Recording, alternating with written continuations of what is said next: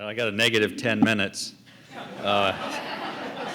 Steve says, okay, you're asking a non-creative writer to talk for 10 minutes. So here's a salesman huckster, got 5 minutes.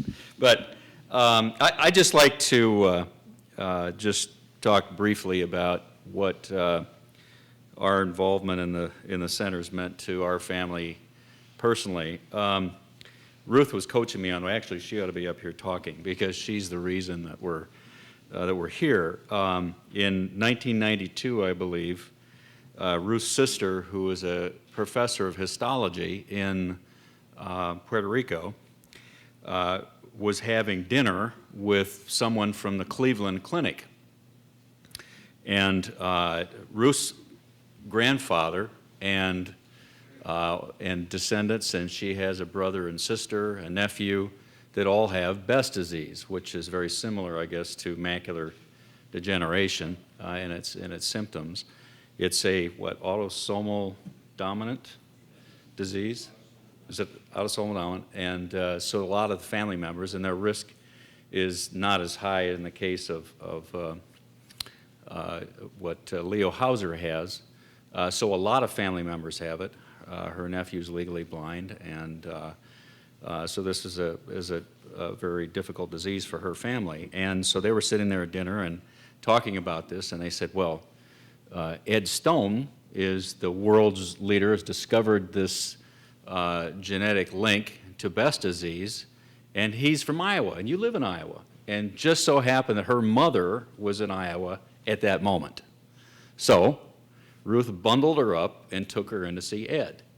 And Ruth's mother is, she sometimes can be rough on MD PhDs. She was at a doctor's office one time, a teaching hospital, and she said, you know, half of you guys are below average. So don't get cocky. But, anyway, as a result of all this, all of Ruth's family members sent their samples in, and so you know, time went on, and they had a great relationship. And one day, Ed calls me up and says, "Hey, we're forming this advisory group, and we'd like you and Ruth to join." And at that time, I was CEO of Bandag, and I always had, you know, every year I had a couple people come in and say, "You got to join our group." And I thought, oh my gosh, I need to be on another advisory board like I need a hole in the head. So we had a couple meetings, and one day he came in and he brought out this culture document that is in your brochure, and the lights went on. I thought, holy cow, because this is exactly what I started out 25 years ago at Bandag, and didn't know anything about leadership. I went to an MBA school at that time. They didn't teach leadership.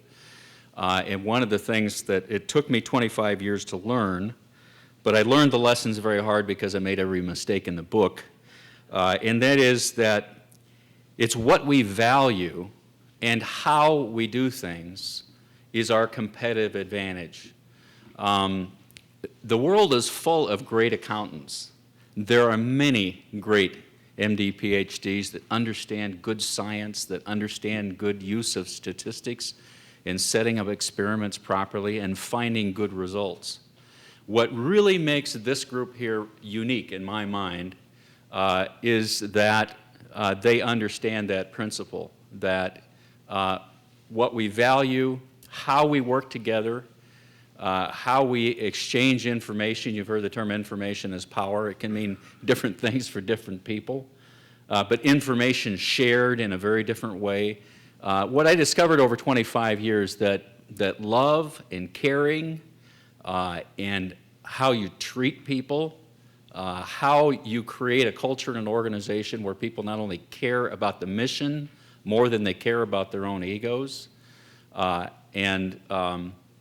Ed talks a lot about these children that come in and have these rare diseases and what a debilitating thing it is. And I know that their organization deeply cares about those kids, but more importantly, how people collaborate, how they work together, how they treat those patients is the competitive advantage that this organization has, and I believe is the reason why they have done such remarkable work here.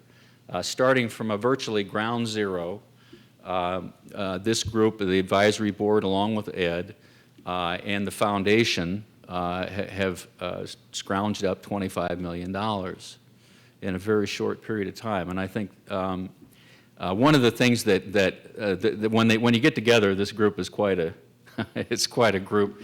They sort of give each other a hard time. But one of the things I think that's happened as a result of this is that when Ed originally talked about raising money, I think, what was it, 5 or something like that? I thought, okay, this is a hairy, audacious goal. Well, Gary said, let's do something really outrageous. You know, let's raise $50 million. And this is the kind of thinking that this group operates, as well as all the fantastic scientists. You've heard Lee Allward talk. Lee is very typical of the entire group. That they're very, very self-effacing, but world-renowned scientists. And when you get that mixture of culture and talent together, I believe that this group is going to be the best ophthalmology group in the world in a very short period of time because of a combination of all these attributes and traits.